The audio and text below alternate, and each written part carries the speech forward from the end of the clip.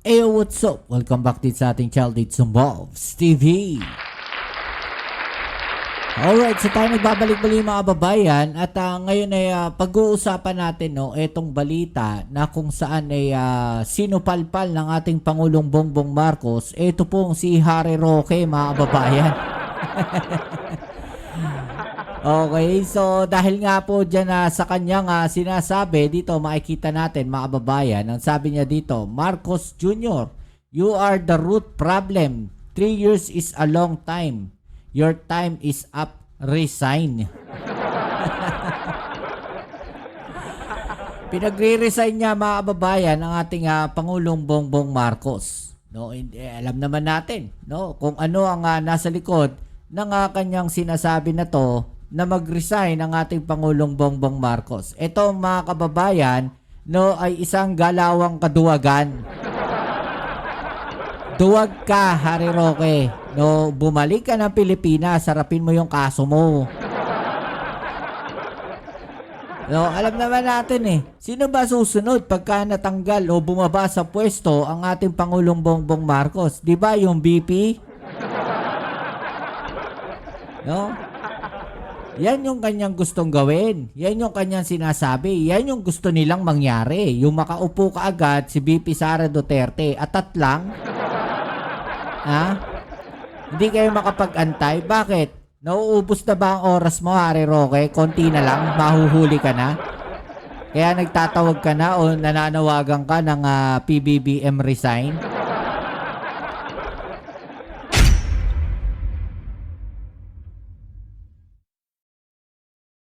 So yan ang ating alamin at pag-uusapan ngayon, pero syempre bago ang lahat, please don't forget to subscribe, like, share at comment dyan sa comment section. Paki-like po ang ating video. Maraming salamat po sa inyo. Shoutout ulit tayo sa mga bago nating subscribers dyan, sa mga followers, subscribers natin na palaging nandiyan dyan nanonood ng ating video. Maraming salamat po sa inyo. Okay. Harry Roque, uwi na dito.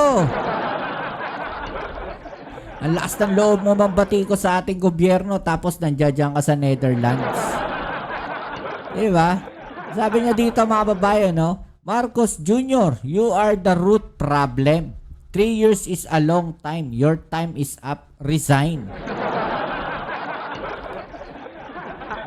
Alam nyo, wala sanang problema kung hindi kayo atat na makaupo sa posisyon.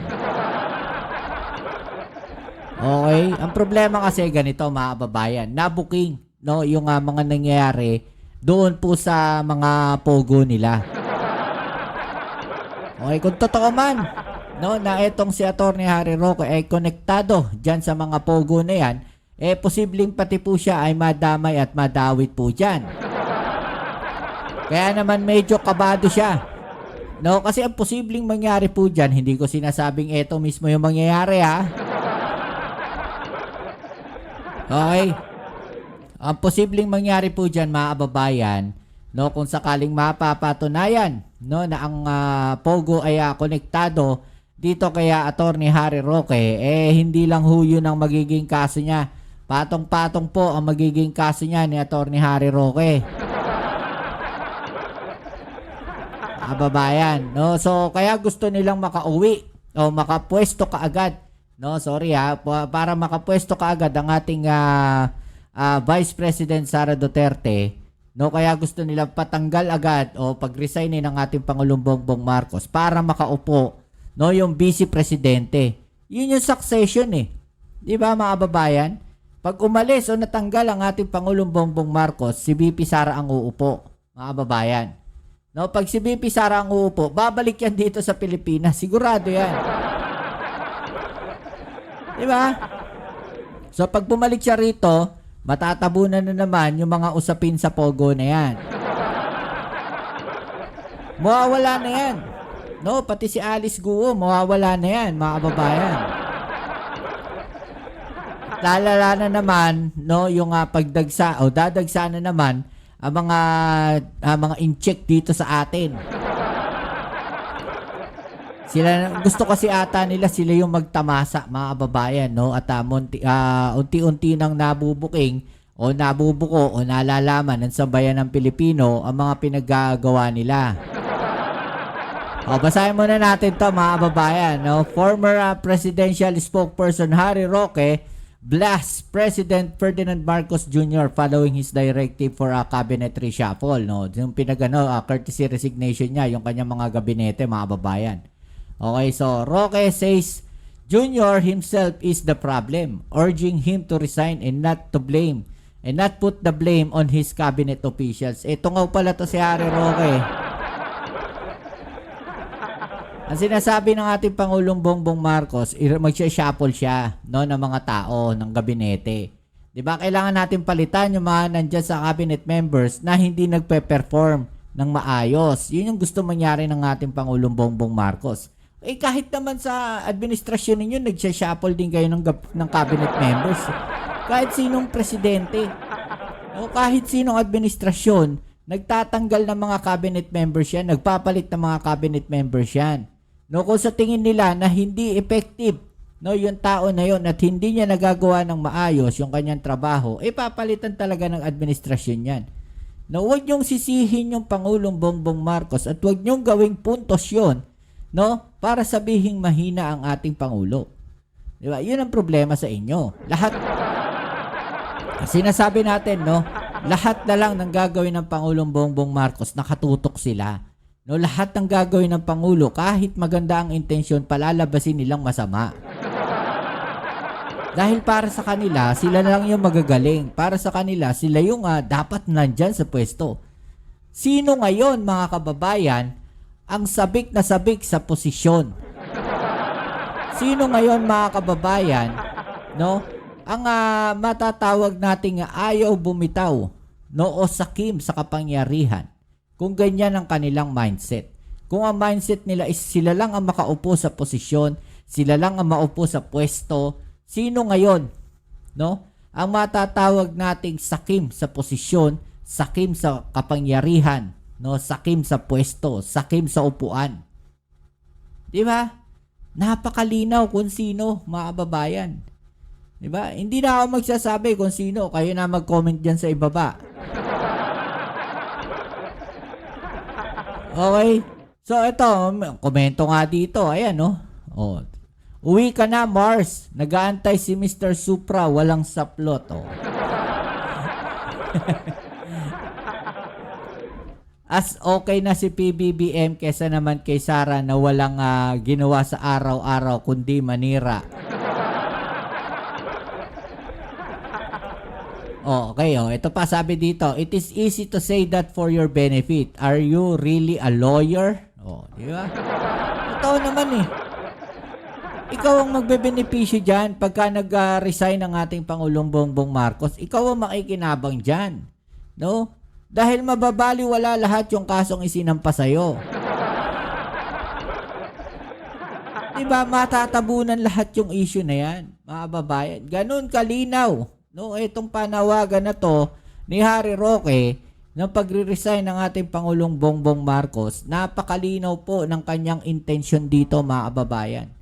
No, napakalinaw din, no, na makikita natin kung sino talaga yung mga taong ayaw umalis sa pwesto at ayaw umalis sa posisyon. Napakalinaw din, no, sa sikat pa ng araw, mga kababayan, kung sino talaga yung mga sakim, mga gahaman sa kapangyarihan, no? Makikita natin dito, no, sa ganitong senaryo at ganitong sitwasyon. Okay, so ito panoorin natin, mga kababayan, ang naging sagot ng ating Pangulong Bongbong Marcos dito sa panawagan na to, no, ng kanyang pagre-resign. Okay, tuloy natin to, mga kababayan. Let's go. Iginiit ni Pangulong Bongbong Marcos na hindi siya magbibitiw sa pwesto sa kabila ng panawagan ng mga kritiko kasunod ng isinagawang cabinet revamp. Nakatutok live si Ivan Mayrin. Ivan. Yes, Vicky, nakapanayam ng mga mamamahayag ngayong gabi lamang si Pangulong Bongbong Marcos sa kanyang partisipasyon dito sa 46 ASEAN Summit, at isa nga sa mga nabanggit niya ay hindi siya magre-resign. Yan ang tugon ng Pangulo kasunod ng mga panawagan ng kanyang mga kritiko na siya ang mag-resign sa halip na pagbitiwin ang kanyang gabinete. Narito ang kanyang tugon sa hirit na yan. Mga kababayan, no, hindi nila ata maintindihan o hindi nila magets kung bakit nagre-reshuffle ang ating Pangulong Bongbong Marcos o sadyang nagbubulag-bulagan sila. Dahil sila mismo alam nila, no, sa sarili nila, naupo sila sa posisyon, naupo sila sa administrasyon, alam nila kung bakit nagkakaroon ng revamp sa cabinet members. Alam nila yan. No, nagtatanga-tangahan lang yan si Harry Roque. Di ba? Talagang pilit lang niyan sinisiraan ang bawat magandang motibong ginagawa ng ating Pangulo, ng administrasyon na to para makapagbigay ng magandang serbisyo sa ating mga kababayan. Di ba? Pilit lang nilang sinisiraan yun. Pilit lang nilang hinahanapan ng butas, mga kababayan. Di ba? Para mapalabas na masama ang ating Pangulo, para mapalabas na mapatunayan nila, no, sa sarili nila, di ba? Yung kanilang sinasabi na weak leader. No, weak leader, ba't kinatatakutan ninyo? Weak pala eh. Oh, bakit kinatatakutan ninyo?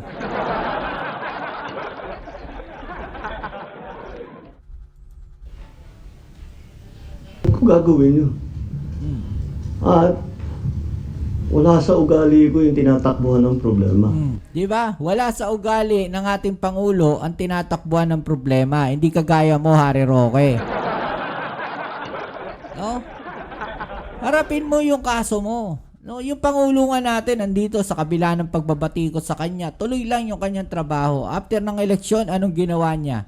No, bago ang halalan, mga kababayan. Campaign period, nilabas ang 20 pesos na bigas. Binatikos, siniraan. Sinabi panghayop daw. Ano sabi ng Department of Agriculture? Ano sinabi po, mga kababayan ng ibang ahensya? Itigil natin yan para hindi magamit, no, sa halalan. 'Di ba? Ano sabi ng ating gobyerno? Ibabalik natin yan after ng halalan. Ano sabi ninyo? Hindi na ibabalik yan. Kasi hindi kaya. After o pagkatapos ng halalan, ibinalik yung 20 pesos na bigas. O, edi ngaw-ngaw kayo. Yun ang problema. Diba? Yun ang problema sa inyo. Diba? Pilit ninyo sinisiraan yung ating Pangulong Bongbong Marcos, no? Para mapalabas na kayo yung magaling. Kayo yung mga sakim sa kapangyarihan. Kayo yung gustong-gustong nasa posisyon lang. Bakit? Anong meron? Diba?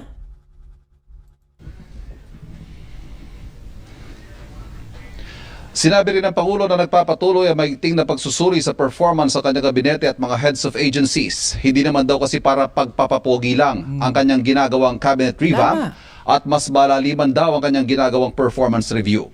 Samantala, kung nito sinabi ng Pangulo na may napili na siyang hepe ng Philippine National Police pero hindi pa niya inanunsyo kung sino dahil nais raw niya na personal niya muna itong sabihan. Pero ang utos niya, ituloy lang ang pagpapababa ng crime rate at paigtingin ng police visibility para mapanatag ang publiko na sila ligtas sa kanilang mga komunidad.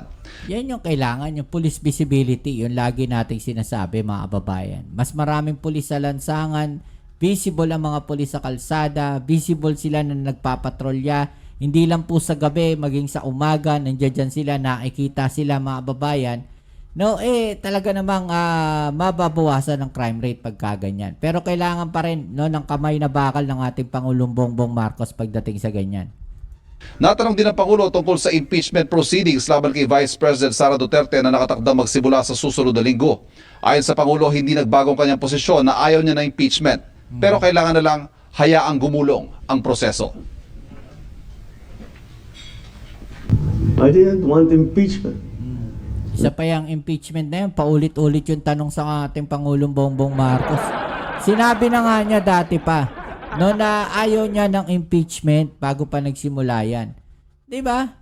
Lahat ng kakampi ko sa Kongreso hindi nag-file ng impeachment complaint. Yung mga nag-file ng impeachment complaint, hindi mo masasabing kaya kong utusan o pagsabihan na ito yung gagawin mo. Tama naman, may sariling pag-iisip yung mga yun. Alam nyo, kung meron kayong dapat batikusin sa mga nangyayari ngayon, no, ang batikusin ninyo, Harry Roque, is yung mga nag-file ng impeachment complaint. No? Ang batikusin ninyo kung bakit nasa dahig ang dating Pangulong Duterte, no, ang batikusin ninyo yung mga nagsampa ng kaso, hindi yung Pangulong Bongbong Marcos. Napakalinaw kung bakit ninyo tinatarget ang Pangulong Bongbong Marcos, no, ay para mapabagsak ang kanyang administrasyon at kayo ang mapalabas na magagaling. Mga sakim sa kapangyarihan. No, mga sakim sa kapangyarihan. So, why do I have to keep explaining that I did not want impeachment? Diba? Paulit-ulit na kasi yung tanong. Diba?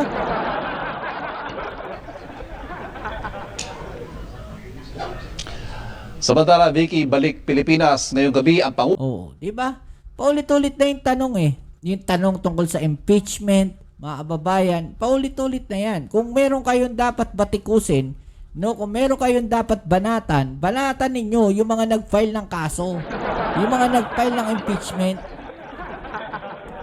No, yung nag-file ng kaso diyan kay Tatay Digong na nasa dahig ngayon. Yun ang batikusin ninyo.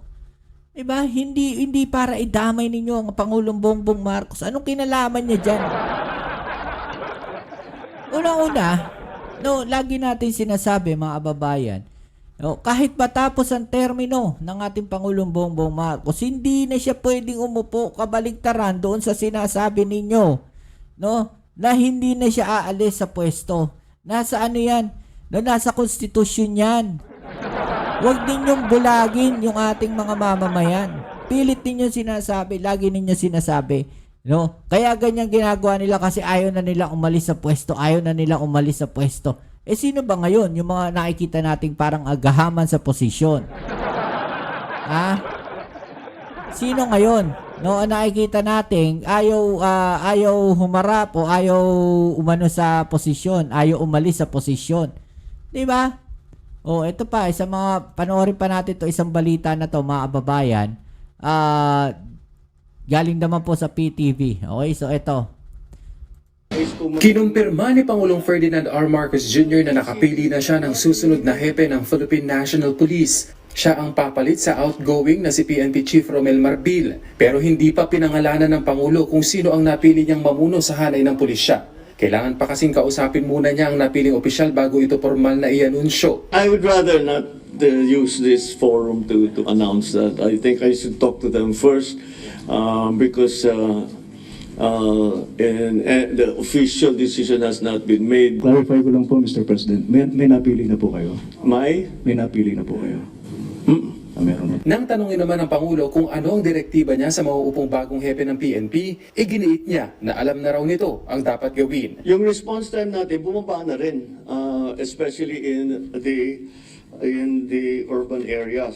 We are trying to centralize the emergency calls. So pagtatawag ka ng emergency, whatever, isa lang yung number. Kasi bawat bayan, halos bawat probinsya may sarili.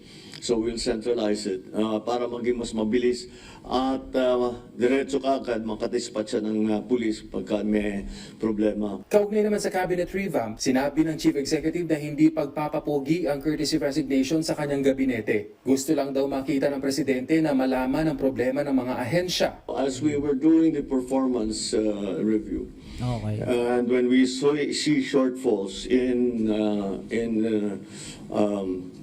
performance, I don't leave it at that. I look and ask, why is that the case? And that is why we asked all the heads of agencies to also submit their courtesy resignations, because we have to look at deeper. Sa panawagan naman na siya ang dapat na bumaba sa Diba?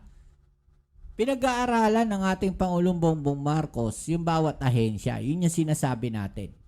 O mga kababayan, pinag-aaralan niya yung bawat ahensya. Pinagpapasa niya ng courtesy resignation para makita niya anong problema. 'Di ba? Then that's the time tsaka siya magde-decide kailangan ba palitan yung tao na to dito sa department na to o hindi. 'Di ba? Performance check pa rin yung kanyang ginagawa. Kaya nagkaroon ng revamp, kaya nagkaroon ng ganyang panawagan ng courtesy resignation, mga babayan. Actually, mas pabor pa nga sa kanila yan, hindi sila kahiya-hiya eh. Kung hindi sila nagpe-perform na maayos at papalitan sila, hindi sila kahiya-hiya. Bakit? Unang-una, hindi sila sinibak sa pwesto. Sila yung nag-resign. Di ba? Maganda pa sa paningin nyo kaysa yung tinanggal sila sa posisyon. Di ba? Parang si Vic Rodriguez. No, sinibak sa pwesto, di ba? Sinibak sa pwesto yan. Pwesto, hindi raw niya ugali na takbuhan ang problema. Ba't ko gagawin yun? At wala sa ugali ko yung tinatakbuhan ng problema. Nanindigan ng Pangulo na wala siyang kinalaman sa pagsusulong ng impeachment. The legislators, the senators, and the House are going to decide on how to handle it. I don't think that they've made any decisions yet in that regard. So let's let it's in there. It's there. Nasa kanila yan eh. Kenneth, Di ba? Malinaw mga kababayan na sinasabi ng ating Pangulong Bongbong Marcos na wala siyang kinalaman dyan sa mga nagiging nangyayari na yan. 'Di ba? At ang tanging focus lang niya ay magtrabaho at magbigay ng magandang serbisyo sa ating mga kababayan. 'Di ba? Yun lang yun. Kaya lang pilit na nilalagyan ng kulay neto mga tolongges na to ang bawat galaw ng ating Pangulong Bongbong Marcos. Lagi nilang sinasabi, ano yan? Ayaw na umalis sa posisyon yan. Ikaw ang mag-resign. Ganito, ganyan. Wala kang ginawa. Kasi yun yung pinapalabas nila. No, na walang ginawang tama. Simula pa naman nung umpisa eh. 'Di ba? Napansin nyo ba? Parang pinaupo lang nila si Pangulong Bongbong Marcos para patalsikin eh. Pero sorry sorry sa inyo kasi maraming supporters pa rin at hindi lang po ang mga DDS ang bumoto dahil may mga loyalista pa rin bumoto sa ating Pangulong Bongbong Marcos. No, nakakaawa lang yung ibang mga kababayan natin na tila nabulag neto mga DDS na to. Okay, so kayo ano masasabi niyo dyan mga kababayan? No? I-comment nyo po sa ibaba ang mga opinion at natin yung pag-usapan, alright? So yan muli, kita-kits tayo sa ating next video uploads. Please don't forget to subscribe, like, share, at comment dyan sa comment section. Paki-like naman po ang ating video ngayon at panoorin nyo rin po yung ating mga live stream mga kababayan. Alright, so kita-kits tayo sa ating next video. Ito po muli ang inyong Kuya Mobs, it's Mobs TV. Peace. I'm out.